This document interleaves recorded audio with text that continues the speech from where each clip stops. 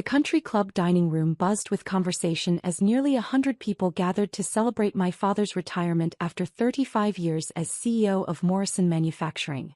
Crystal chandeliers cast warm light over tables decorated with gold and navy blue, the company colors, while waiters in crisp white jackets served champagne and hors d'oeuvres to Dad's colleagues, business partners and family friends. I sat at a table near the back, wearing a simple black dress I'd bought off the clearance rack at Target. Around me sat my extended family, most of whom worked for Morrison Manufacturing in various capacities. My cousin Jake was the VP of Operations, my uncle Richard headed up sales, and my brother Marcus had just been promoted to Director of Business Development. Then there was me, the family disappointment who worked from a cramped studio apartment doing what everyone called computer stuff. "Look at this crowd," my Aunt Linda whispered to my mother loud enough for me to hear. "Your husband really built something special. Too bad not all his children inherited his business sense." She glanced pointedly in my direction. I pretended to be fascinated by my salmon dinner. Dad stood at the head table, resplendent in his best suit, preparing to give his farewell speech. At 65, he still commanded attention when he entered a room. He'd built Morrison Manufacturing from a small machine shop into a company with 3 factories and 800 employees. He was rightfully proud of what he'd accomplished. "Ladies and gentlemen," he began, tapping his champagne flute with a fork. "Thank you all for being here tonight to celebrate not just my retirement, but the incredible journey we've taken together at Morrison Manufacturing." The room quieted as everyone turned their attention to the man of the hour. When I started this company in 1989, I had a simple vision: build quality products with integrity, treat employees like family, and always put the customer first. Those values have guided us through every challenge, every expansion, every success. Applause filled the room. I clapped along, genuinely proud of what Dad had built, even if I'd never been part of it. "Of course, building a family business means hoping the next generation will carry on what you've started," Dad continued. "I'm blessed to have children who understand the value of hard work and dedication." He raised his glass toward my brother Marcus, who beamed from his seat at the head table. "Marcus has shown incredible promise in his short time with the company. His innovative thinking and natural leadership skills remind me of myself at his age. I have no doubt he'll help Morrison Manufacturing reach even greater heights in the years to come." More applause. Marcus stood briefly to acknowledge the recognition, his chest puffed out with pride. "My nephew Jake has been instrumental in streamlining our operations, and my brother Richard has opened doors to markets we never thought possible. This truly is a family legacy." Dad paused, his eyes scanning the room until they landed on me. The warmth in his expression cooled noticeably. "Of course, not every child is cut out for the family business," he said, his voice taking on a different tone. "Some people prefer to chase dreams rather than build realities. Some people think success comes from playing with computers instead of working with their hands."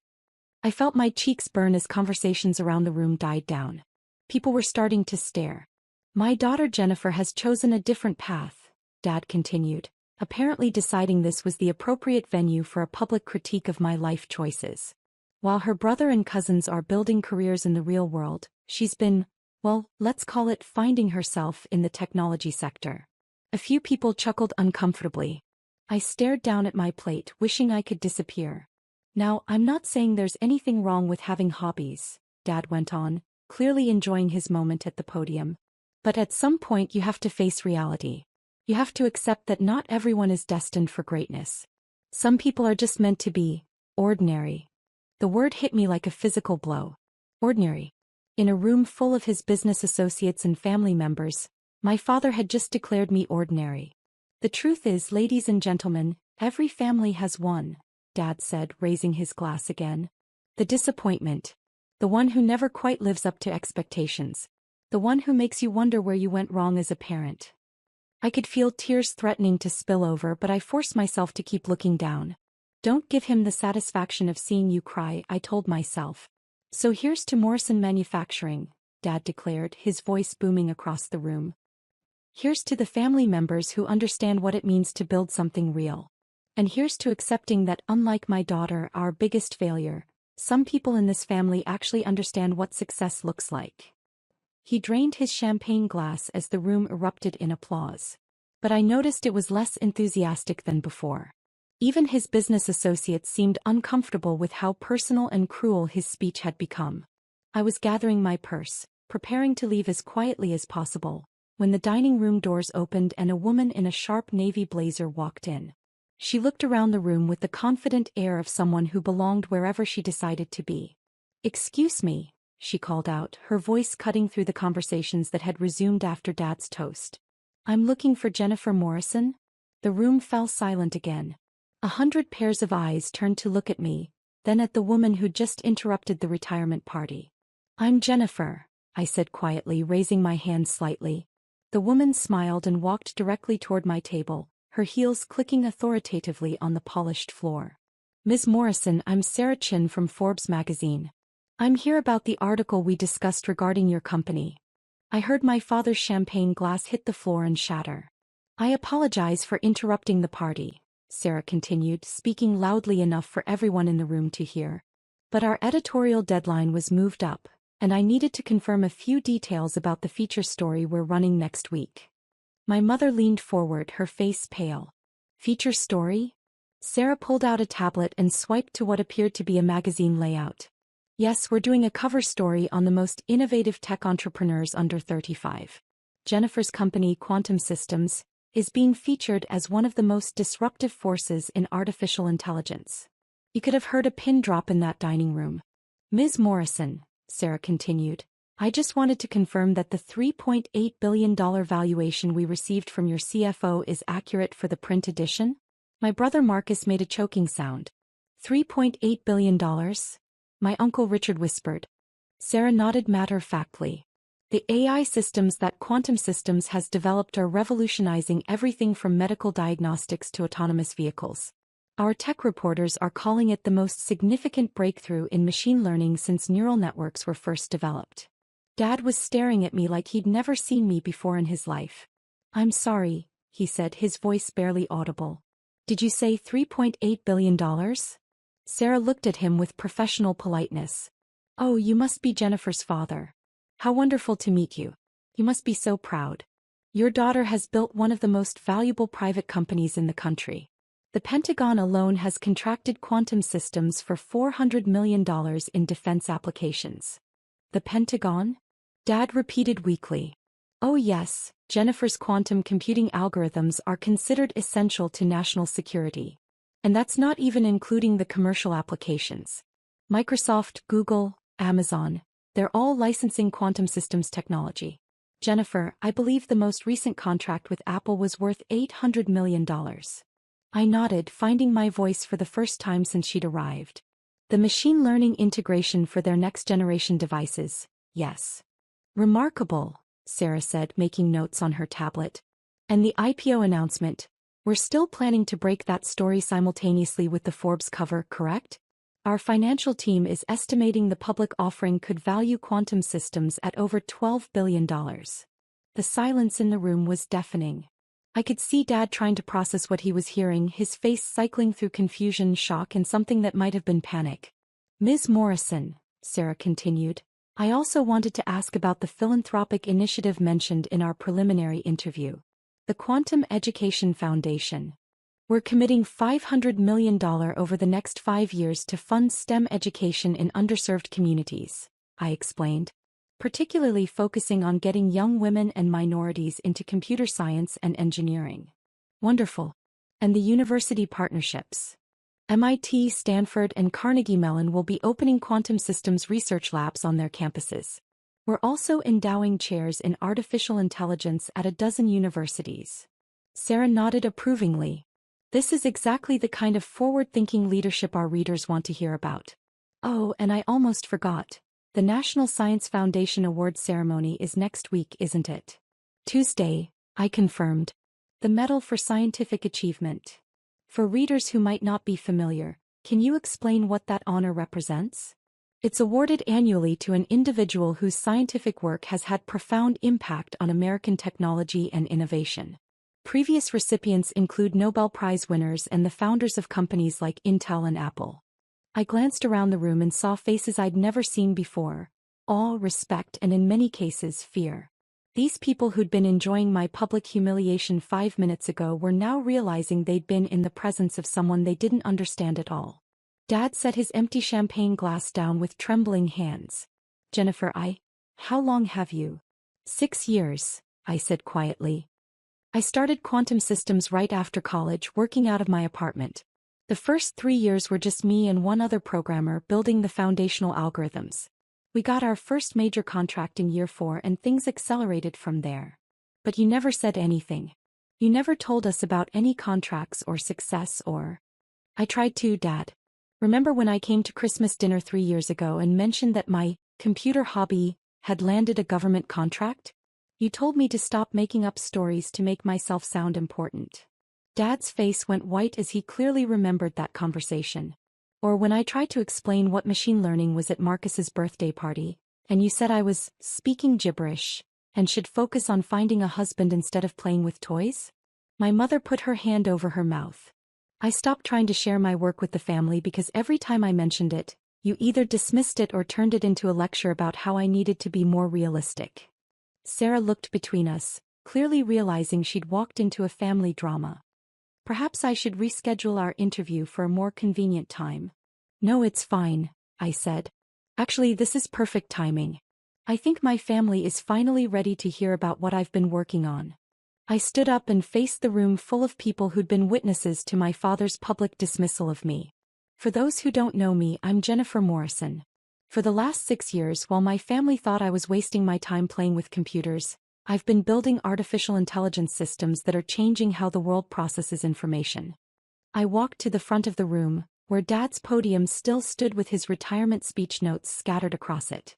Quantum Systems employs 847 people across offices in Silicon Valley, Boston, and Austin. Our AI algorithms are used in 73% of smartphones worldwide. The voice assistant you talk to in your car? Probably running on our natural language processing.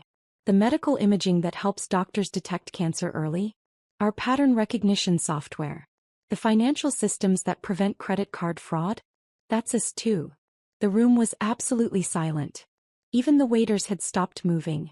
Last month, our quantum computing division solved a protein folding problem that could lead to cures for Alzheimer's and Parkinson's disease. The National Institutes of Health called it the most significant medical breakthrough in decades. I looked directly at my father, who was staring at me like I was a stranger. You asked what success looks like, Dad. Success looks like building something that makes the world better. Success looks like employing nearly 900 people who are passionate about pushing the boundaries of what's possible. Success looks like having the President of the United States call to personally thank you for your contributions to national security. Dad's mouth was hanging slightly open. Success looks like being invited to speak at the World Economic Forum about the future of artificial intelligence. Success looks like having your research published in Nature and Science, the most prestigious scientific journals in the world. I paused, letting that sink in. But you know what success really looks like? It looks like being proud of what you've built, regardless of whether other people understand it or value it. Sarah stepped forward. Ms. Morrison, would this be a good time to mention the White House Science and Technology Policy Fellowship? I nodded. Next month, I'll be spending 6 months in Washington as an advisor to the President on AI policy and national competitiveness. It's considered one of the most prestigious appointments in American science. My cousin Jake, who'd been silent throughout this entire exchange, finally spoke up. Jennifer, when you say $3.8 billion valuation, that means if quantum systems were sold today, that's what it would be worth. But we're not selling. We're preparing for an IPO that will value the company at over $12 billion while allowing us to maintain control and continue our research. And you own how much of the company? My Uncle Richard asked. 67%. I've given equity stakes to key employees and early investors, but I maintain controlling interest. My brother Marcus was frantically calculating on his phone. Jennifer, that means your personal net worth is approximately $8 billion, assuming the IPO goes as projected. The silence that followed was different from before. It wasn't uncomfortable or awkward. It was the silence of people trying to fundamentally recalibrate their understanding of reality. Dad walked slowly from the head table to where I stood at the podium. His face had gone through several emotional changes, but now he just looked small. Jennifer, he said quietly. I owe you an apology. I owe you the biggest apology a father has ever owed a daughter. Dad. No, let me say this. In front of all these people who heard me call you a failure, let me say what I should have said years ago. He turned to face the room. My daughter is not a failure. My daughter is not ordinary. My daughter has built something I couldn't even dream of building. His voice was shaking now. Jennifer, I was wrong about everything. I was wrong about your work, wrong about your potential, wrong about what success looks like. You didn't fail to live up to my expectations. I failed to understand what you were achieving. He turned back to me. Can you forgive me? I looked at this man who had shaped so much of my self-doubt, who had made me question my worth for years, who had just publicly humiliated me in front of 100 people. And I realized that holding on to anger would only hurt me. Dad, I forgave you a long time ago. I had to, for my own peace of mind. But I'm glad you finally understand. Sarah cleared her throat gently. Ms. Morrison, I don't want to interrupt this moment, but I did want to mention one more thing for the article.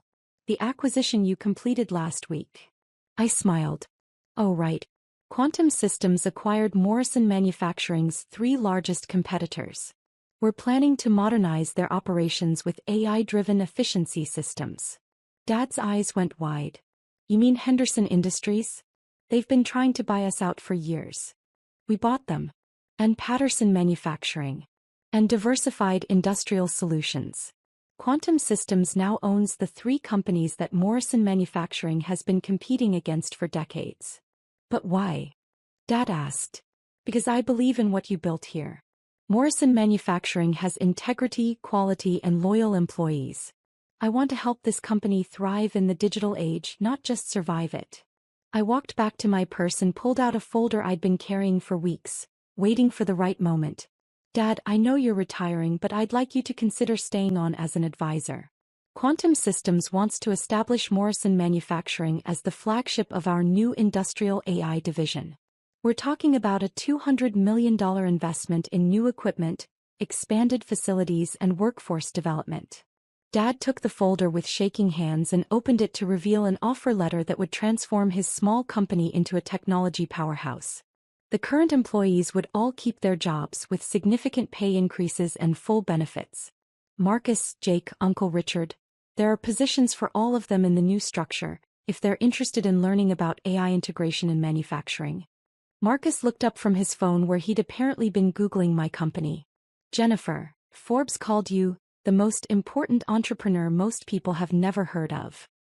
I prefer to let my work speak for itself rather than seek publicity, I replied. Though that's about to change with the IPO announcement. Sarah packed up her tablet. Ms. Morrison, I think we have everything we need for the article. The photographer will be in touch about the cover shoot, and will send you the final draft for approval before publication. Thank you, Sarah. And thank you for coming tonight. I think my family needed to hear this. As Sarah left, the dining room erupted in conversation. Everyone wanted to talk to me, to ask questions, to somehow connect themselves to this revelation. But I only had eyes for my father, who was still staring at the acquisition offer with tears in his eyes. Jennifer, he said quietly, how do I even begin to make up for what I said tonight? For what I've said over the years? You don't need to make up for anything, Dad. You taught me to work hard, to persevere, to build something meaningful. Those lessons are the foundation of everything I've accomplished. But I called you a failure. In front of all these people, I called you the family disappointment. And now they know the truth. Sometimes the best revenge is simply success. My mother appeared at my side, tears streaming down her face. Jennifer, honey, I'm so proud of you. I'm so sorry we didn't understand. Mom, it's okay. I know it's hard to understand what I do. Artificial intelligence and quantum computing aren't exactly dinner table conversation topics. But we should have tried to understand. We should have supported you instead of criticizing you. I hugged her tightly. You did support me in ways you probably don't even realize. Every time you told me to work harder, every time you pushed me to be better, you were preparing me for this. The rest of the evening passed in a blur of conversations, congratulations, and questions. People who had ignored me for years suddenly wanted to know everything about my work, my plans, my vision for the future. Business cards were exchanged, partnerships were discussed, and investment opportunities were explored. But the most important moment came at the end of the night, as the party was winding down and Dad and I found ourselves alone at a table in the corner. "Jennifer," he said, "I want you to know that I'm going to accept your offer. Not because of the money or the prestige, but because I want to learn. I want to understand what you've built. I want to be part of something that's going to change the world. I'd love to have you as part of the team, Dad. But only if you're genuinely interested in the work. This isn't charity. I need someone who understands manufacturing and can help bridge the gap between traditional industry and AI innovation." He nodded seriously. "I'll study. I'll learn everything I can about artificial intelligence and how it applies to manufacturing. I'll earn my place on your team." "Our team," I corrected. "We're family.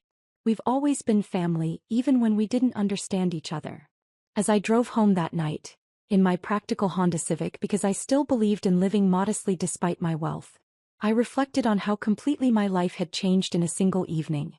The family dynamics that had defined my entire adult life had been rewritten in the span of one conversation. Tomorrow I would go back to being the quiet billionaire who preferred anonymity to attention. But tonight I was finally seen by the people who mattered most to me. Tonight I was no longer the family failure. I was exactly who I'd always been. A daughter who had chosen to build something extraordinary, even when no one believed she could.